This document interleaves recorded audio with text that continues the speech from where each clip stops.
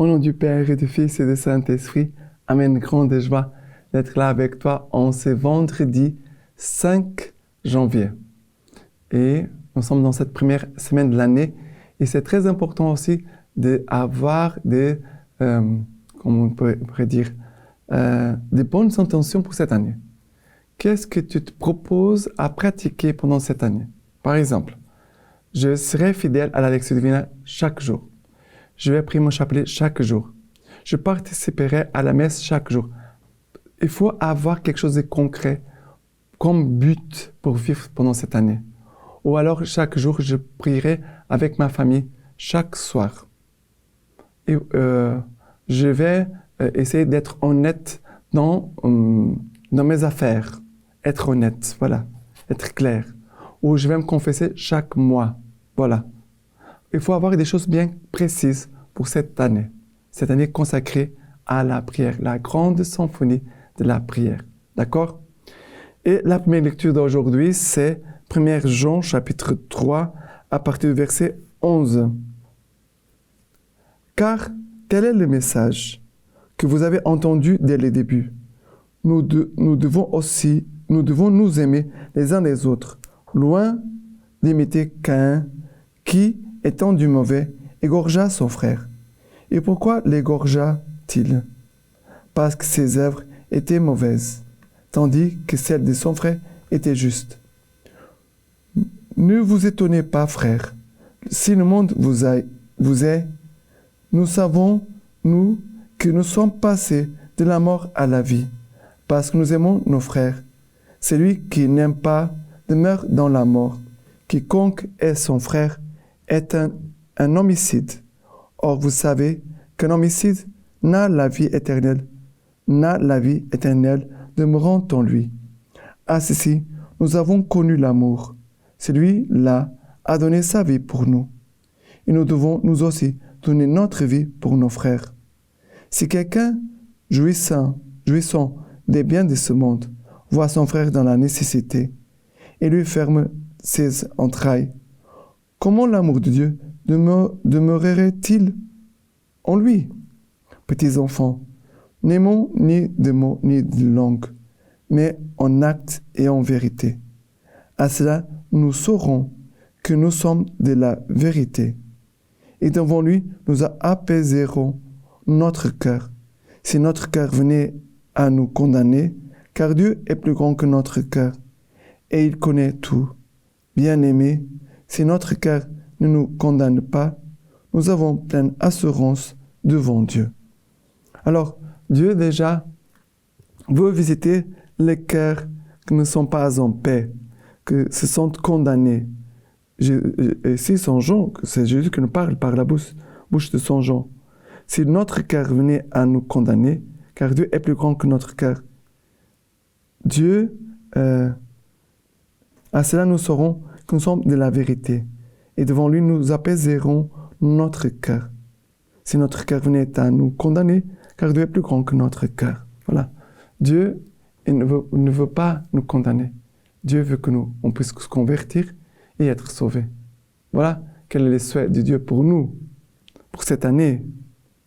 Mais peut-être il y a des gens qui peuvent avoir un poids de condamnation et je les invite à se confesser.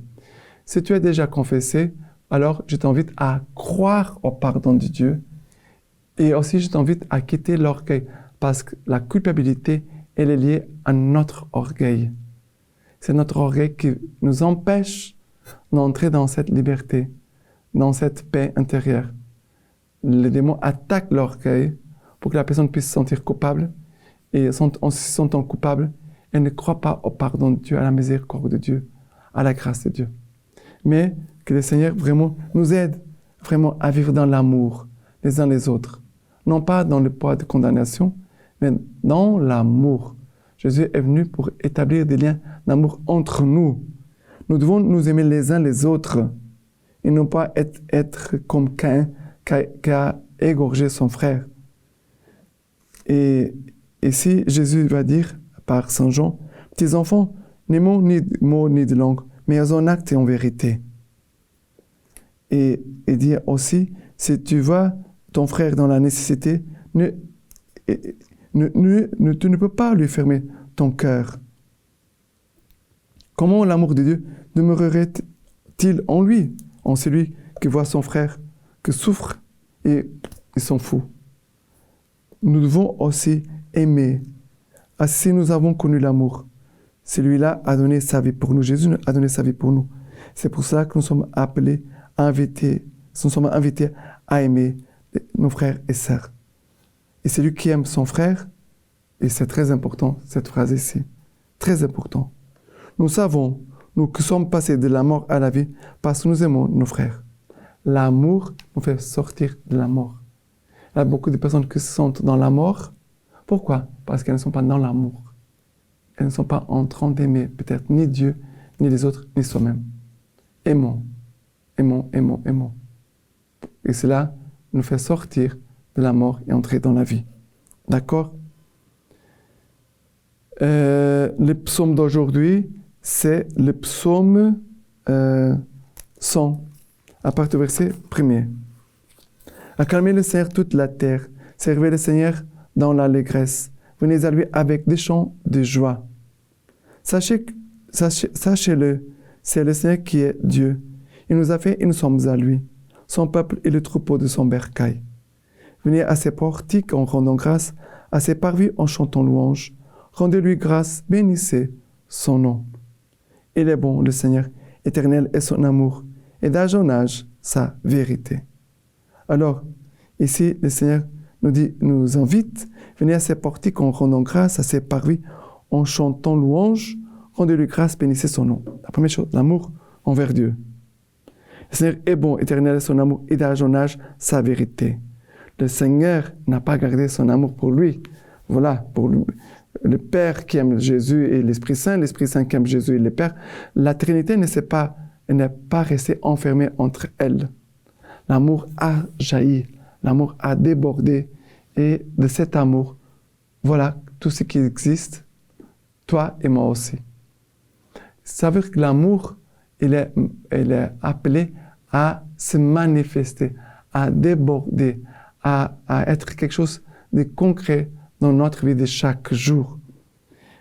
De la même façon que le Seigneur est bon, éternel son amour et d'âge en âge sa vérité, ça veut dire que Dieu manifeste son amour et sa vérité d'âge en âge, qu'aussi que l'amour et que la vérité qui sont Christ en nous, on puisse se faire connaître aussi d'âge en âge. D'accord? Et maintenant, l'évangile d'aujourd'hui, c'est Saint Jean, chapitre 1er, à partir du verset 43. Le lendemain, il résolut de partir pour la Galilée et il trouve Philippe. Jésus lui dit, « Suis-moi ». Philippe était de Bethsaïde, la ville d'André et de Pierre. Philippe trouve Nathanaël et lui dit, « C'est lui dont Moïse a écrit dans la loi, ainsi que les prophètes. Nous l'avons trouvé.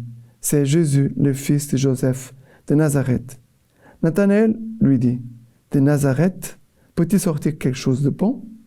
Philippe lui dit, « Viens et vois. » Jésus vit Nathanaël venir vers lui, et il dit de lui, « Voici vraiment un Israélite sans détour. » Nathanaël lui dit, « D'où me connais-tu » Jésus lui répondit, « Avant que Philippe t'appelât, quand tu étais sous le figuier, je t'ai vu. » Nathanaël reprit, « Rabbi, tu es le Fils de Dieu, tu es le roi d'Israël. » Jésus lui répondit, « Parce que je t'avais vu, je t'ai vu sous le figuier. Tu crois? Tu verras mieux encore. » Et il lui dit, « En vérité, je vous le dis, vous verrez le ciel ouvert et les anges de Dieu monter et descendre au-dessus du Fils de l'homme. » Alors, ici, Jésus veut vraiment nous dire, il y a comme une attraction. Ça veut dire que Jésus nous attire à lui. Et si on se laisse attirer vers Jésus, après Jésus va faire que cette attirance, cette attraction, cet amour de lui en nous, puisse aussi toucher les autres qui sont derrière nous. Et alors, on marche, on avance tous. C'est les cantiques, entraîne-moi sur tes pas, courons-nous attirés par tes parfums. c'est Sainte Claire d'Assise. Mais dans le cantique de Cantique, nous dit ceci: entraîne-moi, courons. Entraîne-moi, courons. Tout au début du Cantique des Cantiques. Et c'est cela que se passe avec Philippe par rapport aussi à Nathanaël. Philippe retrouve Jésus, va voir Nathanaël et il va lui dire: viens et vois. La même parole que Jésus a dit à André, au premier disciple en fait. Jésus va dire au premier disciple: venez et voyez. Philippe va dire la même chose: viens et vois. Et cette année, nous devons, à partir de la prière, devenir davantage des missionnaires, d'aller trouver les gens et dire: venez et voyez, venez et voyez la messe, mon groupe de prière, ma pastorale, ma communauté, la vie religieuse où je suis. Venez et voyez. Voilà cette invitation, mais ce n'est pas seulement une invitation, c'est une attirance, une attraction que Jésus veut exercer sur nous tous et sur le monde entier pour que tous on puisse s'approcher davantage du cœur de Jésus. D'accord? Et la lecture patristique d'aujourd'hui de Saint Augustin nous dit ceci: qui donc parmi les hommes connaît tous les trésors de sagesse et des sciences cachées dans le Christ et enfouis dans la pauvreté de sa chair?